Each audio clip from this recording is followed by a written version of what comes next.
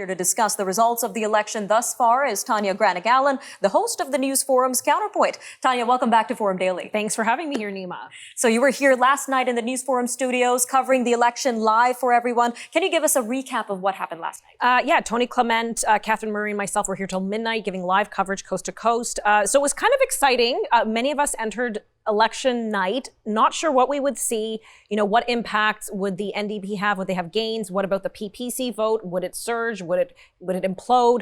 So it was definitely kind of dramatic. But as we started to see the results come in early in the night from Atlantic Canada, we saw some shifts with the Conservatives gaining a few seats. So, you know, Erin O'Toole's efforts there paid off clearly in Atlantic Canada. But the rest of the country sort of stayed the same. And, you know, you mentioned some of that we're still not, the seat count is still not finalized. The mail-in ballots very clearly will have an impact on that final tally. But I think it's safe to say it will be a Liberal minority. By the early estimates, with 158 seats for the Liberals, that's only a +1. The Conservatives, they are at about 119, so that could be a -2 seat for them. Bloc Québécois gained 2 seats.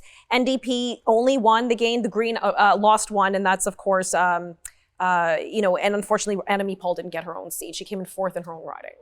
All right, Tanya, and what would you say are the key takeaways from last night's election results? Well, as much as things changed, they stayed the same. So the new boss is the same as the old boss. People who started this election, many of the populists were disgruntled. Why are we going to this election? Is it necessary? Why are we doing this?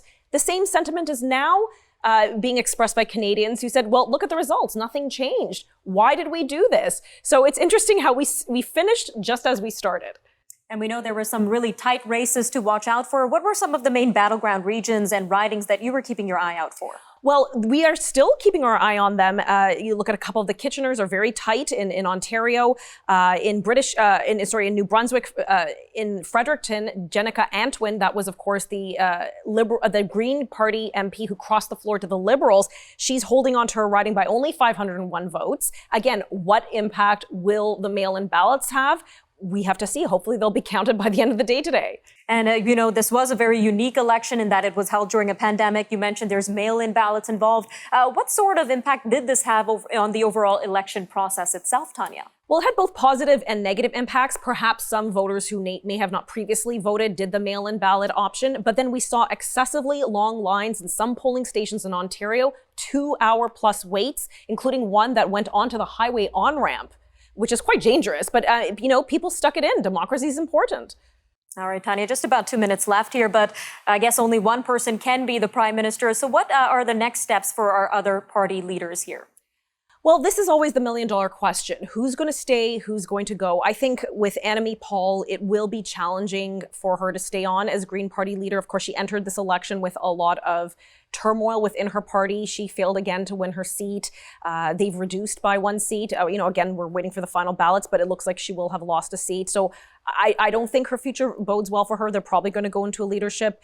Jagmeet Singh, you know, he picked up 1 seat, but don't forget in 2019, he was down 15. So, you know, will he stay? Will he go? And then, of course, Erin O'Toole. He had, again, he won the popular vote, but lost the seat count. He did not win the minority. Same situation happened with Andrew Scheer, and within 2 months of that election, he was gone as leader. So will there be a Dump O'Toole campaign? Time will tell. All right, Tanya, just about 45 seconds left here. But bringing this back to our viewers, what would you say is the mood of the country following this election during a pandemic? I think exhaustion. Why did we do this? Nothing has changed. What was the point? And I think Canadians just want to get back to business. We're dealing with vaccine mandates and passports across the country. People want to get back to their lifestyle and put this election behind us. But hey, we could be back in the polls in 18 months.